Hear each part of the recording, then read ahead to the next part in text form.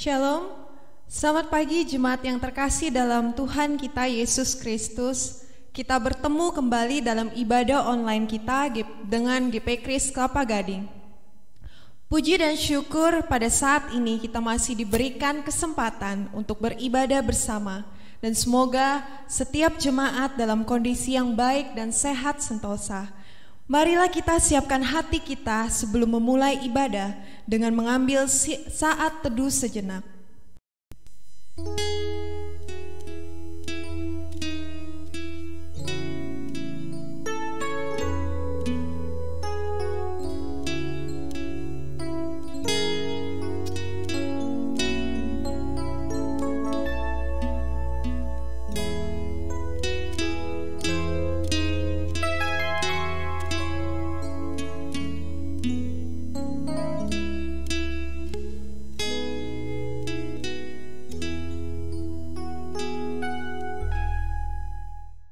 Mazmur 95 ayat 6 sampai ke 7 berkata, "Masuklah, marilah kita sujud menyembah, berlutut di hadapan Tuhan yang menjadikan kita, sebab Dialah Allah kita, dan kitalah umat gembalaannya, dan kawanan domba tuntunan tangannya. Pada hari ini, sekiranya kamu mendengar suaranya." Kita menaikkan pujian bersama. KPPK 25, Besar Setiamu.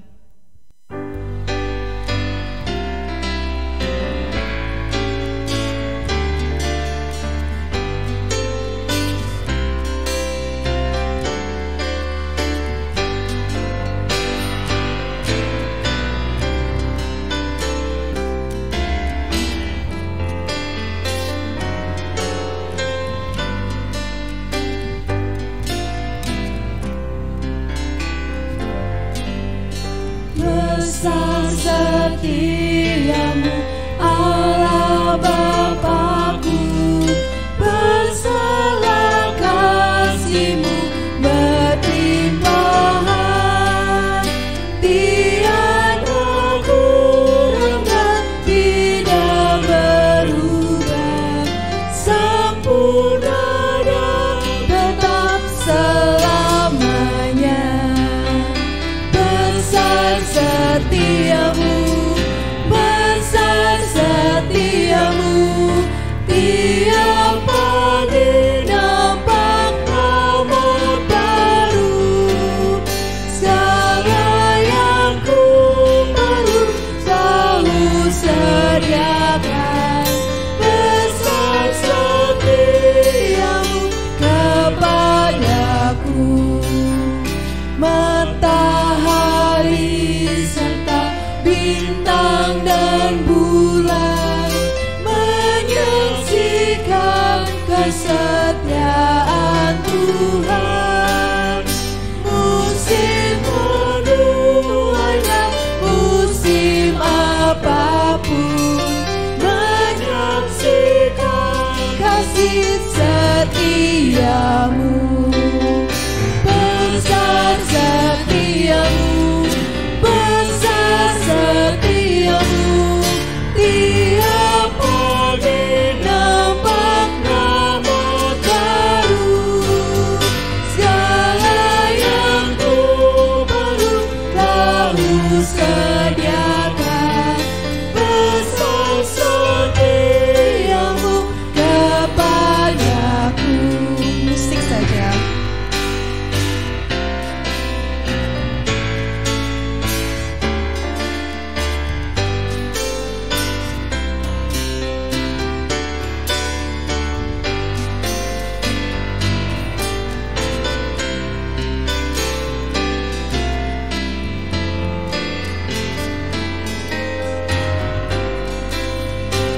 Bait yang ketiga, pengampunan dosa. Pengampunan dosa memberikan damai. Kehadiran Tuhan menghiburkan.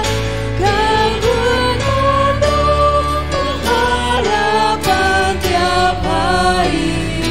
Berkat berlimpahan ku Allah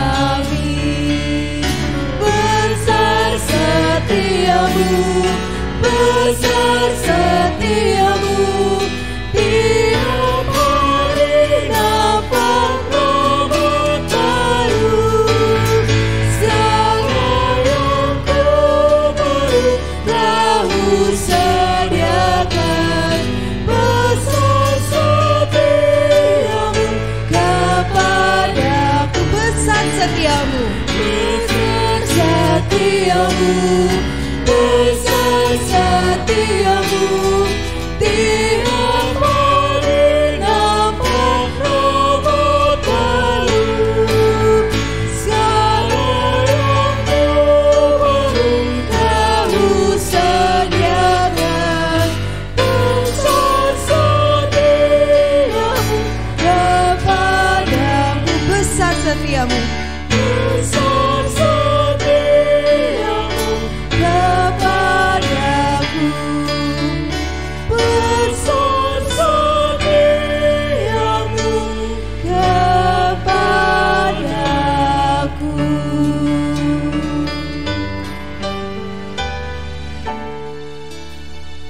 Mari kita masuk dalam doa pembukaan. Ya Tuhan, sungguh besar kasih setiamu, selalu baru setiap hari dalam setiap hidup kami.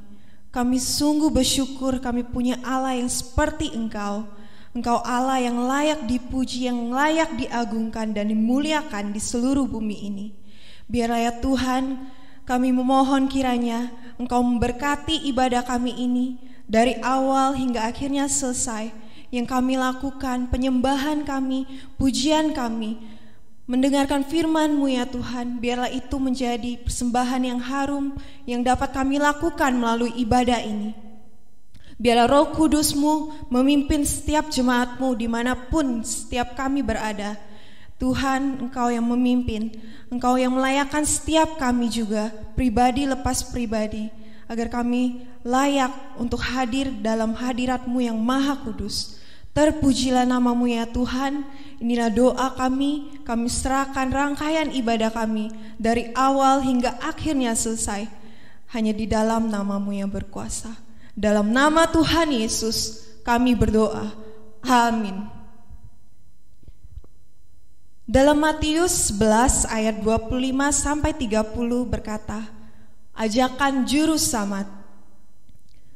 Pada waktu itu berkatalah Yesus, Aku bersyukur kepadamu, Bapa, Tuhan langit dan bumi, karena semuanya itu Engkau sembunyikan bagi orang bijak dan orang pandai, tetapi Engkau nyatakan kepada orang kecil. Ya Bapa, itulah yang berkenan kepadamu. Semua telah serahkan kepadaku dan Bapakku, dan tidak seorang pun mengenal anak selain Bapa, dan tidak seorang pun mengenal Bapa selain anak, dan orang yang kepadanya mengenal Bapa selain anak, dan orang yang mengenal kepadanya Bapa itu berkenan menyatakannya. Marilah kepadaku semua yang letih lesu dan berbeban berat, aku akan memberikan kelegaan kepadamu. Pikulah kuk yang kupasangkan dan belajarlah kepadaku, karena aku lemah lembut dan rendah hati, dan jiwamu akan mendapat ketenangan, sebab kuk yang kupasangkan itu enak, dan bebanku pun ringan. Berikut pujian yang akan kita naikkan mengatakan bahwa sungguh lembut Tuhan Yesus memanggil aku dan kau. Lihatlah, Dia menunggu kita semua. Mari kita menaikkan pujian ini. Lemah lembut Tuhan Yesus memanggil.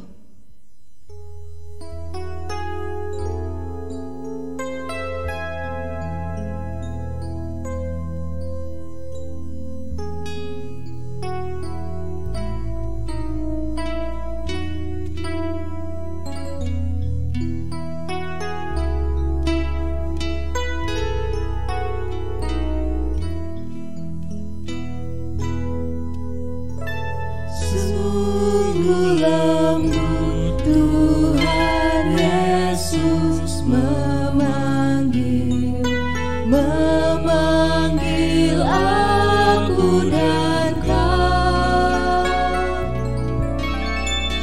Lihatlah Dia prihatin menunggu aku dan kau. Hai mari datanglah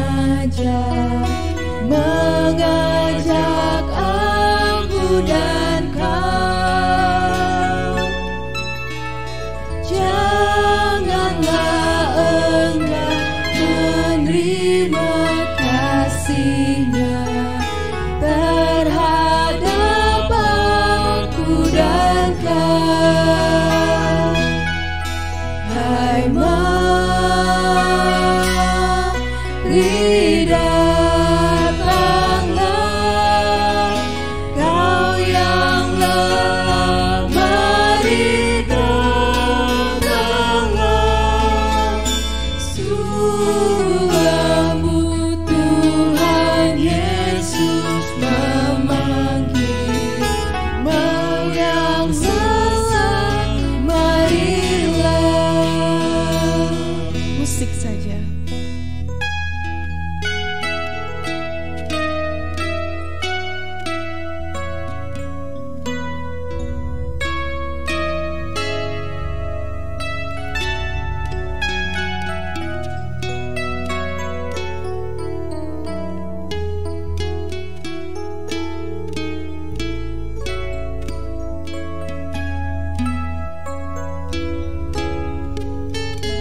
Baitnya yang ketiga. Waktu serta kesempatan berlalu yang diberi aku dan kau, nanti gelap kematian membayar, mengancam aku dan kau. Hai, mari datanglah, Kau yang lelah, mari datanglah. Sungguh lembut Tuhan Yesus memanggil, Kau yang sesat, marilah. Kau yang sesat, Kau yang sesat, marilah.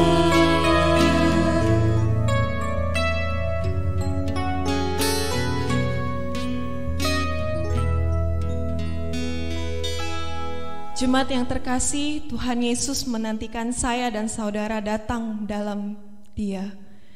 Marilah sebentar lagi kita akan mendengarkan kebenaran firman Tuhan yang akan disampaikan oleh hamba-Nya.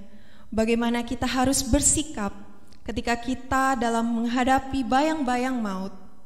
Marilah kita pada kesempatan ini, kita terus rindu dalam hidup kita berserah pada pencipta kita. Untuk apa tujuan kita diciptakan di dalam dunia ini? Bila kita senantiasa mencintai firman-Nya dan melakukannya dalam hidup kita. Kita akan masuk dalam firman Tuhan dengan mempersiapkan hati kita, menaikkan pujian, Tuhan inilah hidupku. Kuserahkan padamu Tuhan.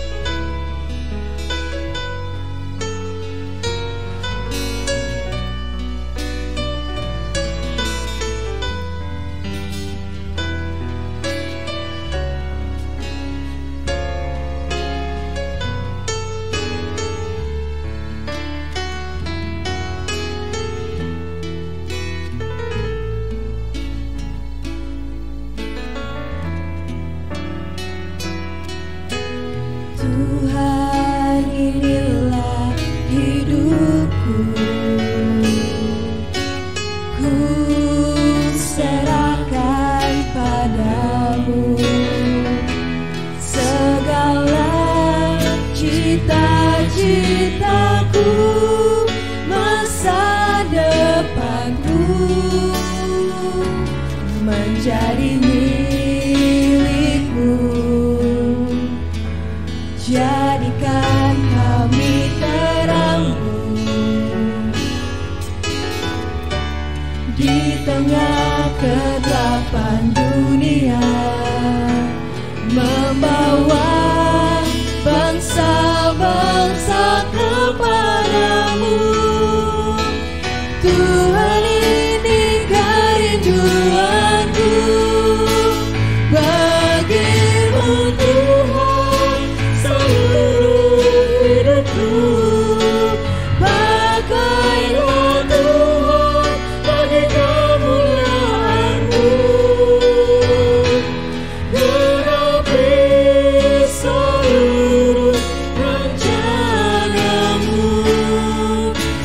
sampai bumi penuh kemuliaan-Mu.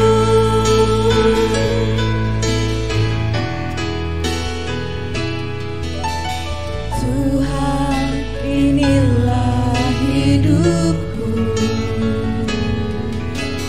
ku serahkan padamu segala cita-citaku, masa depanku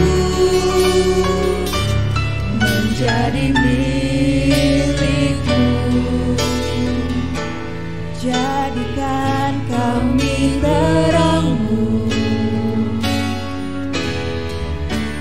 di tengah kegelapan dunia, membawa bangsa-bangsa kepadamu.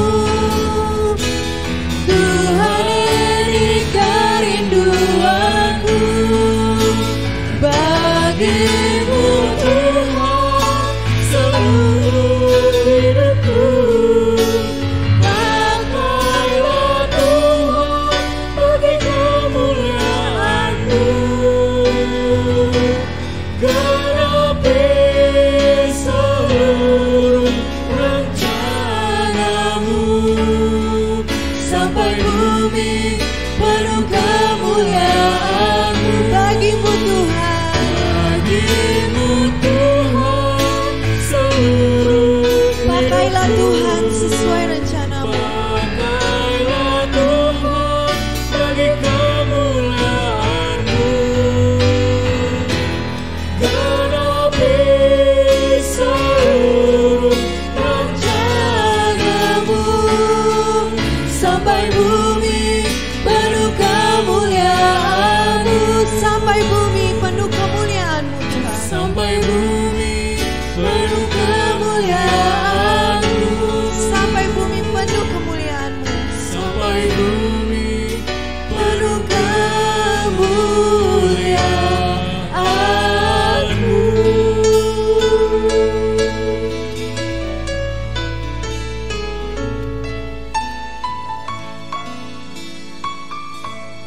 Haleluya. Biarlah kami seperti pujian ini Tuhan, yang mengatakan ini kami, Kau boleh pakai sebebas-bebasnya Engkau. Engkau yang memanggil, Engkau juga yang mengutus, dan Engkau juga yang mentuntaskan segala kehendak dan rencana-Mu atas kehidupan ini. Kami hanyalah alat di tangan Tuhan, tidak lebih dan tidak kurang Tuhan. Hanya Engkaulah yang boleh berkarya di atas hidup ini. Maka barulah hidup ini akan bermakna seperti yang Kau inginkan. Karena itu Tuhan, segala cita-cita, segala keinginan, segala masa depan daripada hidup yang kami punya, yang Kau karuniakan, hanyalah milik Tuhan. Tuhan yang berkarya, Tuhan yang memimpin. Terus nyatakan isi hati-Mu, nyatakan firman-Mu, nyatakan kehendak-Mu, sehingga hidup ini berjalan di atas rencana itu dan hanya memuliakan Tuhan semata. Dalam nama Yesus kami siap mendengar firman Tuhan. Haleluya. Amin. Amin.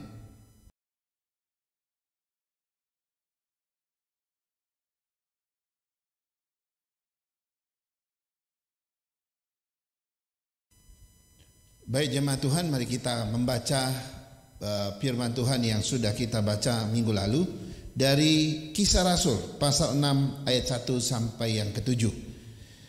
Kisah Rasul pasal 6 ayat 1 sampai yang ke-7. Demikian firman Tuhan. Pada masa itu ketika jumlah murid makin bertambah, timbullah sungut-sungut di antara orang-orang Yahudi yang berbahasa Yunani terhadap orang-orang Ibrani, karena pembagian kepada janda-janda mereka abaikan dalam pelayanan sehari-hari. Berhubung dengan itu, ke-12 rasul itu memanggil semua murid berkumpul dan berkata, kami tidak merasa puas karena kami melalaikan firman Allah untuk melayani meja. Karena itu, saudara-saudara, pilihlah 7 orang di antaramu yang terkenal baik dan yang penuh roh dan hikmat, supaya kami mengangkat mereka untuk tugas itu, dan supaya kami sendiri dapat memusatkan pikiran dalam doa dan pelayanan firman. Usul itu diterima baik oleh seluruh jemaat. Lalu mereka memilih Stefanus, seorang yang penuh iman dan Roh Kudus, dan Filipus, Prokorus, Nikanor, Timon, Parmenas, dan Nikolaus, seorang penganut agama Yahudi dari Antioquia. Mereka itu dihadapkan kepada rasul-rasul, lalu rasul-rasul itu pun berdoa dan meletakkan tangan di atas mereka. Firman Allah makin tersebar dan jumlah murid di Yerusalem makin bertambah banyak. Juga sejumlah besar imam menyerahkan diri dan percaya. Saudara-saudara, kita masih meneruskan tema kita yang lalu, yaitu tentang bagaimana kita bersikap ketika berhadapan dengan bayang-bayang maut. Apakah yang harus kita persiapkan dalam hidup ini sehingga suatu saat kita siap berhadapan dengan bayang-bayang kematian. Saudara-saudara, tema dari 7 diaken ini memberikan kita satu pelajaran yang sangat penting, bagaimana mereka hidup, dan waktu mereka hidup mereka telah siap dengan segala keadaan kehidupan itu, sehingga ketika mereka berhadapan dengan bayang-bayang maut, mereka orang yang siap dan tidak takut terhadap bayang-bayang itu lagi. Nah, minggu lalu saya sudah menjelaskan tentang 7 diaken ini. 7 diaken yang luar biasa. Kita sudah belajar atau mungkin pernah mendengar kisah tentang para rasul. Sekarang ini kisah tentang para diaken. Dan mereka juga ternyata memiliki satu panggilan, komitmen yang luar biasa. Ya, siapakah Stefanus? Stefanus seorang yang terkenal sekali. Ya, dia memberitakan Injil tanpa takut sampai dia mati dilempar batu. Wah, dia jadi martir pertama bagi gereja. Siapakah Filipus? Filipus juga seorang pengkhotbah, seorang pemberita Injil yang luar biasa. Sampai seorang petinggi daripada sida-sida Ethiopia dibaptis oleh dia. Luar biasa. Prokorus, ya, pelayanan Prokorus juga luar biasa. Dia menjadi gembala sidang pada akhirnya di Antioquia, dan dia mati martir pada abad pertama Masehi. Nikanor, dia salah satu murid dari 70 murid Yesus, tapi dia juga mati martir di daerah Libanon. Ya, Timon, wah, seorang diaken yang juga melayani luar biasa, yang menjadi gembala di Yunani dan Bosra Syria.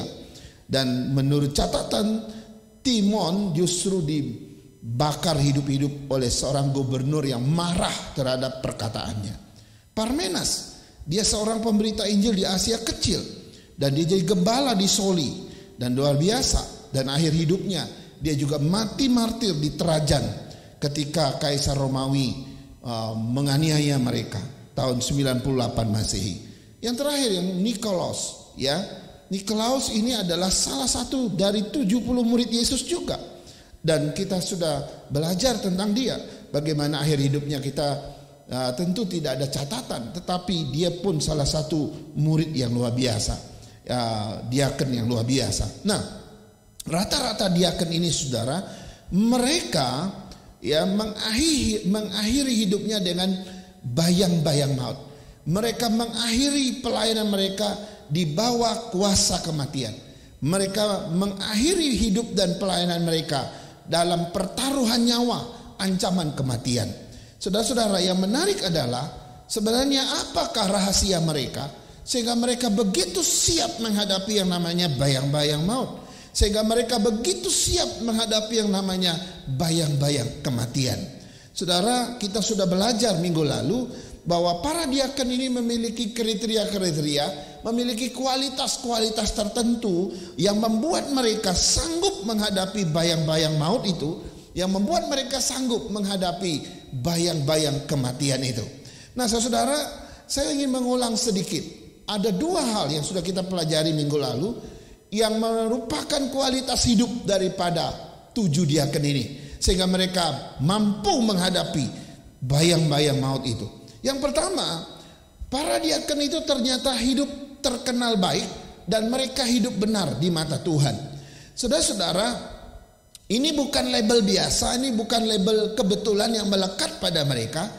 7 diaken ini betul-betul hidup di dalam kebenaran, hidup di dalam sesuatu yang disebut terkenal baik, ya. Nah, ini bukan hidup yang biasa-biasa yang mereka hadapi. Sehingga saya yakin sekali salah satu yang menentukan kita takut mati atau tidak itu karena cara hidup kita, betul tidak? Orang yang hidupnya baik, yang hidupnya benar di mata Tuhan, saya yakin orang yang demikian tidak takut dengan kematian. Kenapa bisa demikian? Karena di dalam kitab Wahyu mengatakan, jika orang baik mati, jika orang benar mati, maka segala perbuatan mereka akan mengikuti mereka sebagai upah. Jadi mereka akan menemukan suatu upah yang luar biasa dari Tuhan. Tetapi sebaliknya, orang yang hidupnya jahat, orang yang hidupnya penuh dengan keburukan, penuh dengan penindasan, maka orang yang seperti ini begitu takut menghadapi kematian. Saudara, saya pernah menemukan orang yang takut mati.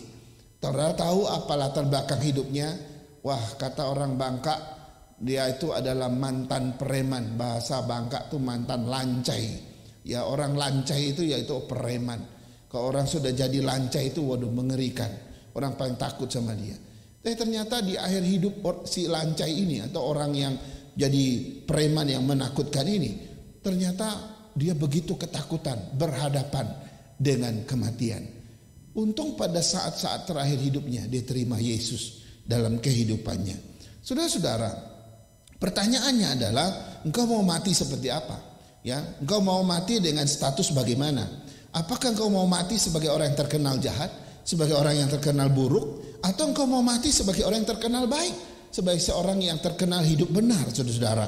Ya, para diaken ini mereka tidak takut sama sekali terhadap bayang-bayang maut. Mereka tidak gentar terhadap yang namanya kuasa kematian, karena hidup mereka hidup yang benar, karena hidup mereka terkenal baik. Kalau itu modal kita, maka engkau tidak akan takut mati, bukan? Yang kedua yang sudah kita pelajari, ternyata hidup 7 diaken itu juga hidup penuh dengan Roh Kudus.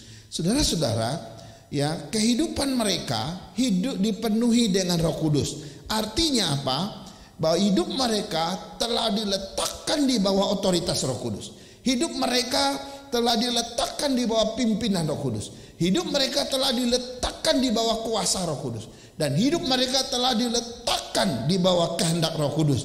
Sehingga mereka tahu betul, jika hidup mereka sudah di bawah otoritas Roh Kudus, sudah di bawah kuasa dan pimpinan Roh Kudus, maka tidak ada satupun yang dikhawatirkan lagi.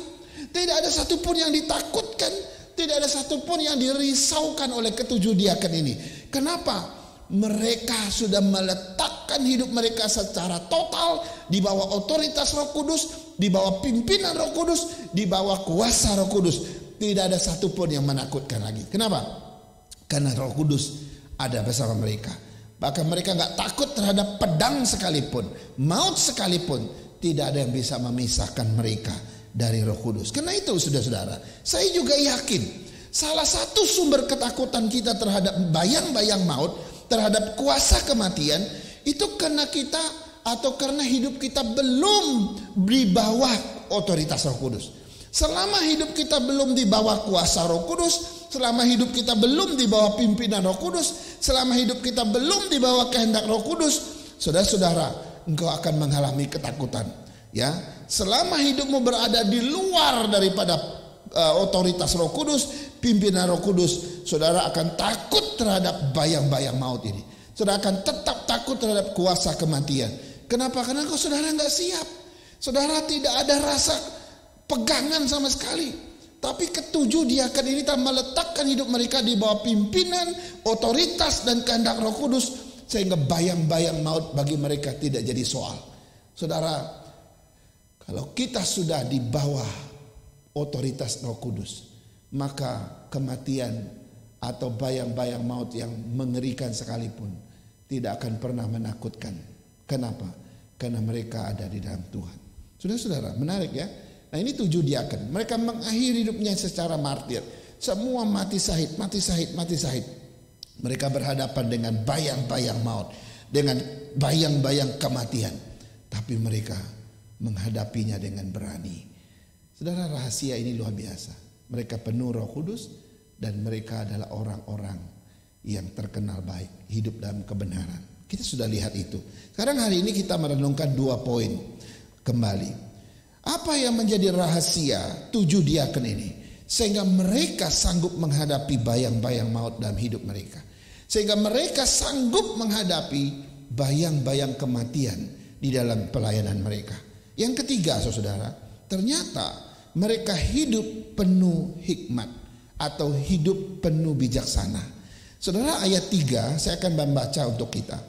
Karena itu saudara-saudara, pilihlah 7 orang dari antaramu yang terkenal baik, yang penuh dengan roh dan hikmat. Ini yang ketiga, ya, yang penuh dengan hikmat, saudara-saudara. Saudara, waktu saya pikir, ya, penuh dengan hikmat, penuh dengan bijaksana. Ini hikmat bijaksana seperti apa, ya? Apa yang dimaksud dengan hikmat di sini? Apa yang dimaksud dengan bijaksana di sini, saudara-saudara? Hikmat itu sama dengan bijaksana, sama dengan arif, ya. Kita sering membaca istilah-istilah itu. Tetapi hikmat tidak sama dengan pengetahuan, ya. Orang yang berhikmat biasanya memiliki pengetahuan, tapi orang yang berpengetahuan belum tentu dia berhikmat. Ini menarik, ya. Orang yang berpengetahuan belum tentu dia memiliki hikmat. Nah, pengertian definisi daripada hikmat itu apa? Definisi daripada hikmat adalah ini dia, mengetahui goal yang terutama dalam setiap situasi hidup kita dan mengetahui juga cara terbaik untuk mencapai goal itu. Jadi orang yang berhikmat itu dia tahu goal-goal dalam setiap situasi hidup, lalu dia juga tahu cara terbaik untuk mencapai goal-goal itu. Saudara, dalam situasi normal goalnya apa gitu ya, lalu cara terbaik untuk mencapai goal itu bagaimana. Yang kedua, dalam situasi pandemi seperti hari ini, dia juga tahu goal-goal dalam situasi itu apa, dan dia juga tahu cara bagaimana mencapai goal-goal dalam situasi pandemi. Misalnya dalam situasi krisis, dia tahu goalnya apa, dan dia juga tahu bagaimana cara mencapai goal-goal di dalam situasi krisis itu. Nah, saudara-saudara, bahkan seorang teolog yang bernama J.L. Packer, dia mengumpamakan hikmat itu seperti orang yang mengendarai mobil, saudara. Ya, Packer bilang orang yang berhikmat itu seperti orang yang mengendarai mobil. Dia tahu kapan dia jalan, dia tahu kapan dia berhenti, dia tahu kapan dia belok kanan, dia juga tahu kapan dia belok kiri. Dia tahu kapan dia harus terus jalan terus, dan dia tahu kapan dia harus menghindari lubang, dan dia tahu kapan dia harus berhenti dan sebagainya. Jadi orang yang berhikmat itu seperti orang yang mengendarai mobil. Ya, ini menarik saudara. Nah, ada contoh yang menarik di dalam Efesus 5 ayat 15 sampai 17. Ya, Efesus 5 ayat 15 sampai 17. Ini contoh tentang orang yang berhikmat. Ya, karena itu perhatikanlah dengan saksama bagaimana kamu hidup. Janganlah seperti orang bebal, tetapi seperti orang arif. Dan pergunakanlah waktu yang ada, karena hari-hari ini adalah jahat. Sebab itu janganlah kamu bodoh, tetapi usahakanlah supaya kamu mengerti kehendak Tuhan.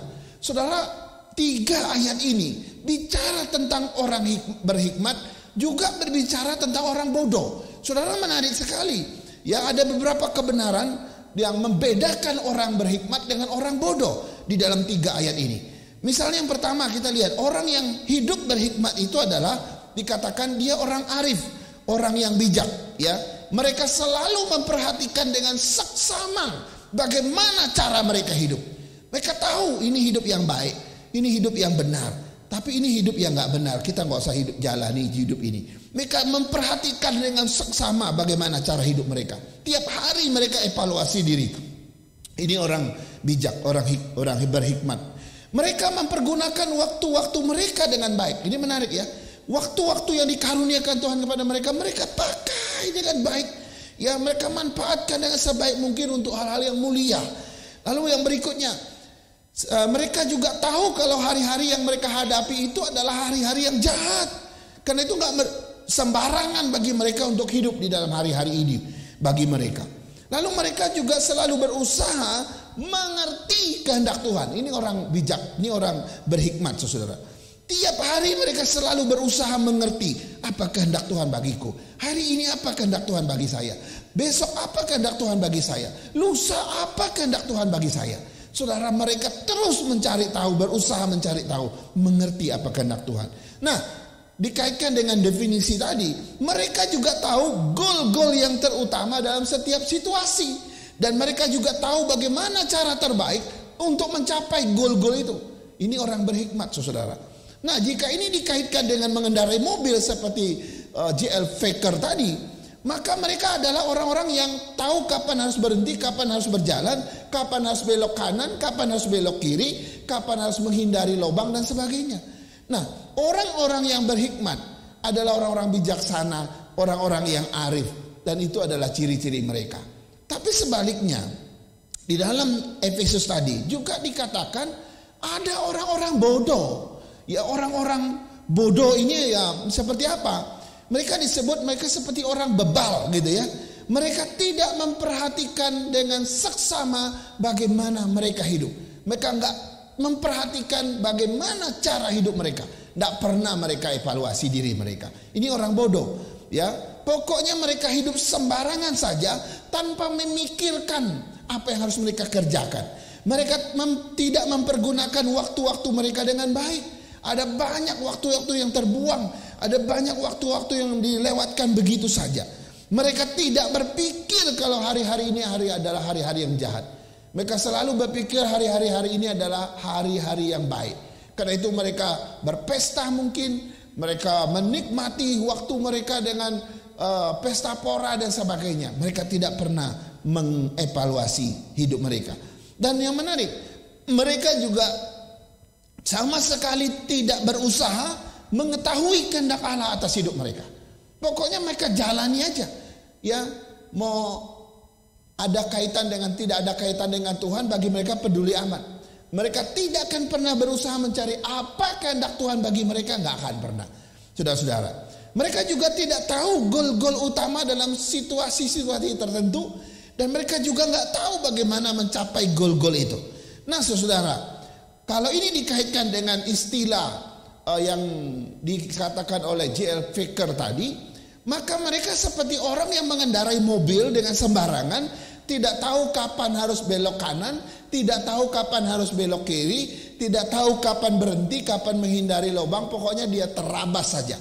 Lampu merah kah terabas, ya. Di situ cuma one way kah atau cuma satu jalur, pokoknya dia lawan arus dan sebagainya. Ini mengibaratkan orang yang hidup bodoh, kebalikan daripada orang yang hidup berhikmat. Nah, saudara-saudara, kalau kita melihat 7 diaken tadi, mereka ternyata adalah orang-orang yang penuh hikmat. Mereka ternyata orang-orang yang hidup bijaksana. Mereka ternyata orang-orang yang hidup arif dalam kehidupan mereka. Mereka tahu bagaimana mereka hidup, sehingga mereka hidup terkenal baik dan terkenal hidup benar, saudara. Mereka juga tahu hari-hari yang mereka hadapi adalah jahat, sehingga mereka hidup di dalam pimpinan dan kuasa Roh Kudus senantiasa. Mereka juga tahu goal-goal utama dalam hidup mereka. Itu sebabnya 7 diaken ini melayani Tuhan dengan setia sampai mati. Yang menarik lagi, 7 diaken ini juga tahu kehendak Tuhan atas diri mereka. Mereka tahu. Itu sebabnya mereka pergi memberitakan Injil tanpa takut bayang-bayang maut, tanpa takut bayang-bayang kematian. Wow, waktu saya merenungkan bagian ini, saudara, akhirnya kita diperhadapkan dengan pilihan. Dan pilihan itu ada di tangan kita. Apakah engkau mau mati sebagai orang yang berhikmat, sebagai orang arif, sebagai orang bijaksana, atau engkau mau mati sebagai orang bodoh, sebagai orang bebal di dunia ini? Saudara-saudara, pilihan itu ada di tanganmu. Jika hari ini kita memang harus menghadapi yang namanya bayang-bayang maut, bayang-bayang kematian, saudara-saudara, sebaiknya kita meneladani 7 diaken ini. Mereka adalah orang-orang yang berhikmat, bijaksana, dan orang arif, bukan sebagai orang bodoh. Mereka memilih mati sebagai orang yang berhikmat, sebagai orang bijaksana, sebagai orang arif. bukan mati sebagai orang bodoh. Karena itu saudara, mereka tidak takut dengan bayang-bayang maut. Kenapa? Mereka tahu dia akan mati sebagai orang arif, sebagai orang bijaksana, sebagai orang yang berhikmat. Mereka telah mengerjakan pekerjaan Tuhan dengan baik, goal-goal yang Tuhan berikan. Mereka sudah hidup di dalam pelayanan yang luar biasa, dan mereka tidak mensisakan satu daripada hidup mereka untuk disia-siakan. Semuanya telah dihabiskan demi Tuhan, dan itu sangat bernilai. Dan mereka mati, benar-benar mati sebagai orang berhikmat. Saya tidak tahu besok kita akan apa. Apakah kita akan mati sebagai orang yang berhikmat atau kita mati sebagai orang yang bodoh, ya. Karena itu nasib kita atau ujung daripada kehidupan kita itu ditentukan oleh kita sendiri, ya. Mari kita teladani 7 diaken ini yang luar biasa. Kita lihat yang keempat. Yang keempat, apa yang menjadi rahasia para diaken ini sehingga mereka mampu menghadapi bayang-bayang maut, sehingga mereka mampu menghadapi kuasa kematian. Saudara, yang keempat adalah ternyata mereka hidup penuh iman, saudara. Ini yang keempat, mereka hidup penuh iman. Saudara, ayat 5 berkata demikian. Usul itu diterima baik oleh seluruh jemaat.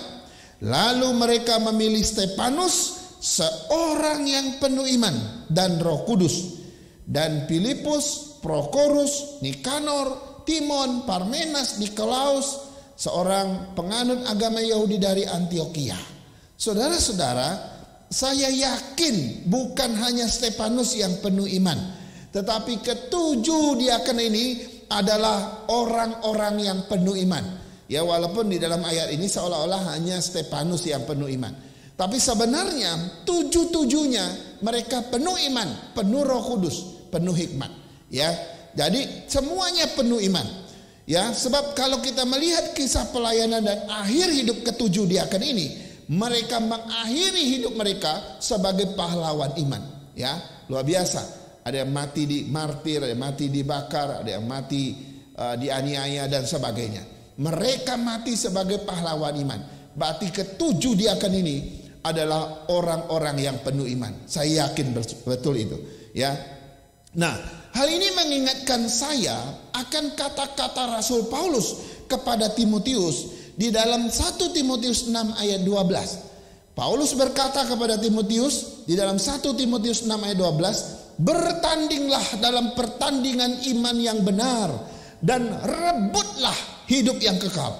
Untuk itulah engkau telah dipanggil dan telah engkau ikrarkan ikrar yang benar di depan banyak saksi. Wow, Paulus ingin mengatakan kepada Timotius, ya, bertandinglah dalam pertandingan yang benar, pertandingan iman, ya. Yang dimaksudkan di sini pertandingan iman, dan pertandingan itu harus pertandingan yang benar, yaitu pertandingan iman yang benar. Kemudian dalam 2 Timotius 4 ayat 7, sekali lagi Paulus menyatakan pertandingan iman tentang dirinya sendiri. Kalau tadi dia ngomong kepada Timotius, dia sarankan, dia nasihati Timotius, sekarang dia menyatakan seperti apa pertandingan dia. Paulus mengatakan 2 Timotius 4 ayat 7, aku telah mengakhiri pertandingan yang baik. Aku telah mencapai garis akhir dan aku telah memelihara iman. Saudara, menarik sekali. Aku telah mengakhiri pertandingan yang baik, aku telah mencapai garis akhir, dan aku telah memelihara iman. Saudara, 2 ayat ini mau mengatakan apa buat kita? 2 ayat ini mau mengatakan 2 hal bagi kita. Yang pertama, bahwa kehidupan setiap orang percaya adalah sebuah pertandingan. Kehidupan saya dan saudara adalah sebuah pertandingan. Yang kedua, karena kehidupan kita adalah sebuah pertandingan, maka kehidupan kita harus penuh dengan iman. Saudara, ini kuncinya. Ayat-ayat itu mau mengatakan bahwa hidup saya dengan hidup saudara, ya, adalah sebuah pertandingan, ya, sebuah pertandingan. Ya, seperti orang bertanding. Kau harus menang, kau nggak boleh kalah. Ya. Nah, karena hidup kita adalah sebuah pertandingan, maka engkau dan saya harus hidup di dalam iman kepada Kristus. Saudara, ini kuncinya. Kenapa diaken ini begitu luar biasa dalam pelayanan? Mengapa mereka mampu menghadapi bayang-bayang maut? Mengapa mereka bisa menghadapi bayang-bayang kematian? Karena mereka hidup dalam iman. Dan mereka paham itu adalah pertandingan. Mereka harus menang. Saudara-saudara, mereka mampu bertanding, mampu berperang, mampu melayani, memberitakan Injil, dan mampu mengalahkan maut, mampu mengalahkan kematian. Itu ditentukan karena hidup mereka penuh dengan iman. Nah, bagaimana dengan kita, saudara? Ya, bagaimana dengan saudara? Kita hari ini sedang berperang. Kita sedang berperang dengan situasi. Kita sedang berperang dengan yang namanya kuasa-kuasa lain. Ya, apakah hari-hari ini hidup kita penuh dengan iman, atau sebaliknya hidup kita penuh dengan kekhawatiran, ketakutan, keputusasaan? Saudara-saudara, hari-hari ini kita sedang berperang dengan virus, berperang dengan bayang-bayang maut, berperang dengan kuasa kematian. Pertanyaannya, apakah engkau hidup dalam iman atau tidak? Ya, atau apakah engkau siap mati di dalam iman atau tidak? Saudara, atau engkau akan mati tanpa iman kepada Tuhan, atau engkau akan mati di luar iman kepada Tuhan. Saudara-saudara, orang yang hidupnya penuh dengan iman, dia mati di dalam iman, ini adalah orang-orang yang telah menyelesaikan pertandingan dengan baik. Tapi orang yang mati tanpa iman, mati di luar iman kepada Tuhan, ini adalah orang-orang yang kalah dalam pertandingan. Rasul Paulus membuktikan, aku telah bertanding secara iman, aku telah mencapai garis akhir, ya, dan aku telah memelihara iman. Saudara, dia keluar sebagai pemenang. Dia keluar sebagai orang yang terima mahkota dari Tuhan. Saya nggak tahu dengan kita. 7 diaken ini juga begitu. Mereka telah bertanding dengan iman. Maka bertanding dengan penuh berani, keberanian yang luar biasa, menghadapi bayang-bayang maut, bayang-bayang kematian. Tidak menjadi masalah bagi mereka. Mereka tahu hidup mereka itu adalah sebuah pertandingan, sehingga mereka hidup penuh dengan iman. Dan ujung daripada 7 diaken ini, ada yang mati sebagai orang yang dilempar dengan batu, ada yang mati dibakar, ada yang mati dianiaya, ada yang mati dengan cara dibunuh, dengan cara disalibkan dan sebagainya. Ada banyak kematian-kematian yang merenggut nyawa mereka, mengakhiri pelayanan mereka. Tetapi itu dikatakan sebagai kemenangan. Kenapa? Karena mereka mati di dalam iman. Mereka mati dengan penuh iman. Saudara, betapa menyesalnya saudara, betapa menyesalnya saya dan saudara suatu saat, kalau suatu saat kita harus mati, kita mati di luar iman, kita mati tanpa iman, maka hidup menjadi sia-sia. Saudara, hari ini memberitahu kita rahasia, ya, bahwa mereka penuh hikmat. Yang kedua, mereka penuh iman. Dengan demikian mereka siap menghadapi bayang-bayang maut, mereka siap menghadapi bayang-bayang kematian. Biarlah kita juga hidup penuh dengan hikmat, ya, hikmat di dalam Tuhan, dan juga hidup penuh dengan iman, iman kepada Kristus. Sampai garis finish nanti. Kalau kita sudah sampai garis finish, di mana kita sudah harus mengakhiri semua pertandingan ini, hidup kita sudah harus berakhir pada titik itu. Kita mati sebagai orang yang berhikmat, kita mati sebagai orang-orang yang penuh iman, dan kau akan disambut oleh Tuhan di sorga. Tuhan Yesus memberkati. Mari kita berdoa. Tuhan, terima kasih. Kami bersyukur atas firman-Mu. Hari ini kami terus ditegur, diingatkan, dan dikoreksi oleh firman Tuhan. Apakah kami selama ini hidup penuh hikmat atau tidak? Atau kami hidup seperti orang bodoh, orang bebal di dunia ini? Kami melihat 7 diaken ini, mereka hidup dalam hikmat. Mereka telah memilih yang bijaksana. Mereka telah memilih jalan orang arif. Tuhan, biarlah ini menjadi berkat bagi kami. Kami juga bersyukur karena kami boleh diingatkan bahwa hidup ketujuh diaken ini penuh iman. Mereka telah bertanding dengan pertandingan iman yang benar dan mengakhiri dengan baik. Tuhan, betapa menyedihkan jika kami akan mati, tapi matinya kami tidak di dalam iman. Wow, ini akan menjadi suatu penyesalan yang kekal. Hari ini Tuhan, sebelum terlambat, kami mau kembali kepada Tuhan. Kami mau percaya kepada Tuhan. Kami mau beriman kepada Tuhan. Enggak, kami boleh hidup dalam pertandingan iman itu, menghadapi bayang-bayang maut, menghadapi bayang-bayang kematian. Kami tetap beriman pada Tuhan. Tuhan, terima kasih. Kuatkan jemaat-Mu dimanapun mereka berada, apapun yang sedang mereka hadapi. Mungkin situasi hari ini berat bagi mereka. Mungkin situasi saat ini sedang mendatangkan suatu penderitaan bagi mereka. Tuhan, kuatkan iman mereka. Penuhi mereka dengan iman. Penuhi mereka dengan bijaksana, dengan hikmat Tuhan. Sehingga mereka mampu menghadapi bayang-bayang maut. Mampu menghadapi kuasa kematian itu. Terima kasih Bapa atas firman-Mu. Berkati kami semua di dalam nama Tuhan Yesus. Kami berdoa. Haleluya. Amin. Amin. Mari saudara-saudari, kita tetap giat melayani Tuhan sampai akhir dan tetap siap sedia mempertanggungjawabkan iman kita pada dunia ini. Dalam Kolose 3 ayat 23 berkata, apapun yang kamu perbuat, perbuatlah dengan segenap hatimu seperti untuk Tuhan dan bukan untuk manusia. Mari kita bersukacita dalam melayani Raja kita. Kita naikkan pujian ini untuk meresponi firman Tuhan yang telah kita dengar. Sukacita dalam melayani Raja.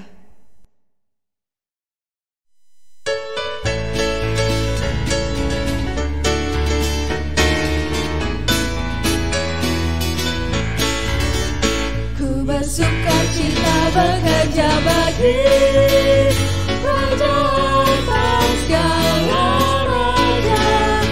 Hatiku penuh sukacita damai, bekerja bagi Dia. Ku mau persembahkan semua, bekerja bagi Raja. Ada sukacita damai, bekerja bagi Dia. Ku bersukacita bekerja bagi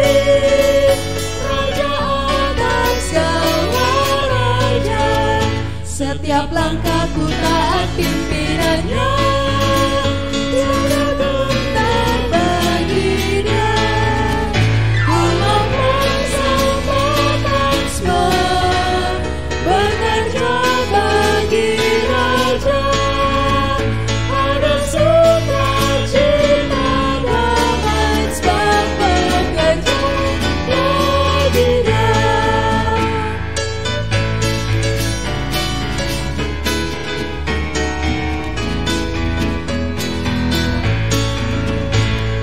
Sukacita bekerja bagi Raja atas segala raja. Ku serahkan segenap langkah kepadanya, sedang kerja bagi Dia. Ku mau persembahkan semua, bekerja bagi Raja. Ada sukacita damai, sebab bekerja bagi Dia. Ada sukacita damai. Ada sukacita damai, sebab bekerja bagi Dia. Ada sukacita. Ada sukacita damai, sebab bekerja bagi Dia.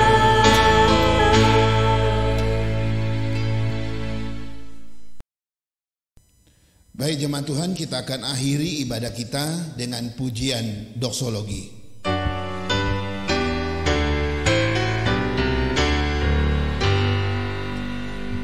Puji Allah Bapa Putra,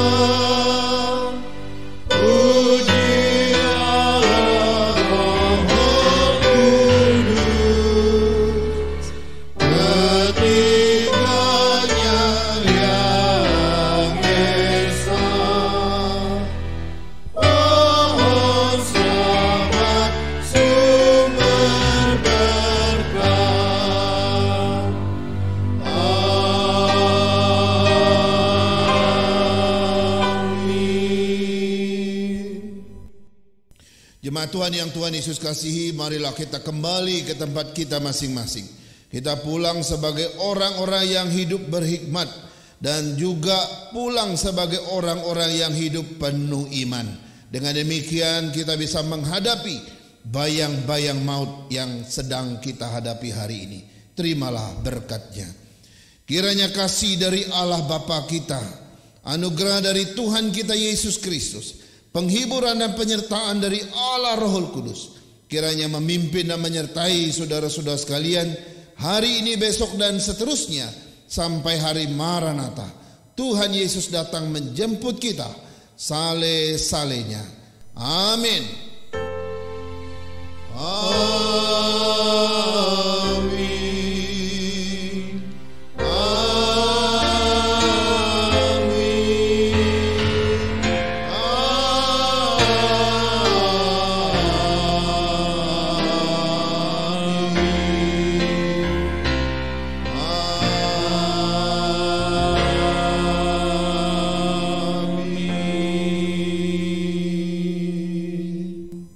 Amin.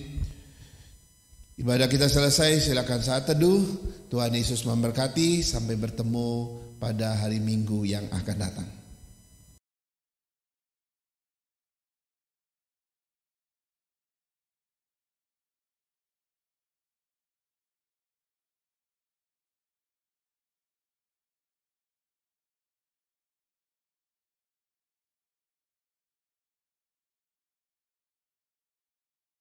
Shalom Bapak Ibu Saudara-saudara sekalian, selamat hari Minggu, selamat beribadah kepada Tuhan. Kami berdoa ibadah-ibadah online kita memberkati Bapak Ibu sekalian, baik iman maupun pertumbuhan iman, dan semakin dikuatkan, dihibur oleh firman-firman Tuhan, oleh ibadah-ibadah kepada Tuhan. Kiranya kita semakin kuat, semakin beriman di tengah-tengah pandemi ini. Yang kedua, kami mengingatkan ibadah-ibadah online kita di tengah minggu sampai hari Minggu nanti. Hari Kamis malam itu ada ibadah doa melalui Zoom, tapi biasanya ibadah hari Kamis yang keempat itu bukan ibadah doa, tapi itu disebut dengan persekutuan faith, ya, persekutuan faith. Nah, akan dikasih tahu oleh diaken kita lewat grup bahwa persekutuan faith itu akan dilaksanakan via Zoom, ya, seperti yang biasa kita lakukan sebulan sekali. Jadi nanti ikutin saja, ajak keluarga untuk hadir. Mungkin ada firman Tuhan, ada pujian, ada game, dan ada persekutuan, ya, lewat online kepada setiap jemaat. Jadi saya harap sekali jemaat Tuhan menyediakan waktunya, karena itu tanggal merah, ya, kita bisa berpartisipasi di dalam Zoom, ya. Sudah lama kita nggak bertemu, biar kesempatan itu kita pakai untuk bersama-sama berelasi, bersekutu satu sama lain. Kemudian hari Sabtu seperti biasa jam 19.00 itu ada ibadah pemuda. Sebelumnya biasanya 17.30 itu ada persekutuan remaja.